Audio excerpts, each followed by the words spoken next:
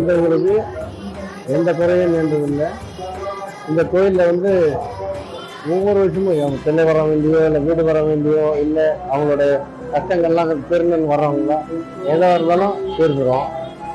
அவரை நம்பி வந்தவங்க கைவிட்டதே இல்லை தாய். அதுக்கு உதாரணம் நானே கூட சொல்லலாம். ஏன்னா இந்த சாய் கோயிலுக்கு வர்றதுக்கு முன்னாடி எந்த விஷயத்தையும் நாங்கள் வந்து சாதாரணமாக எந்த விஷயத்தையும் நாங்கள் ஈடுபட மாட்டோம். இந்த கோயில் கட்ட ஆரம்பித்த கும்பாபிஷேகத்துக்கு மறுநாள்ல இருந்து நான் வரதுக்கு ஆரம்பித்தேன். ஆனால் ஒவ்வொரு விஷயமும் எல்லா விஷயத்தையும் கலந்துப்போம். எல்லா விஷயத்துலையும் எடுத்து செய்யணும்னு எண்ணம் வரும். கோயிலுக்கு சர்வீஸ் பண்ணணும்னு ஒரு எண்ணம் வரும். அதனால தான் நாங்கள் இந்த கோயிலை நம்பி வருவோம்.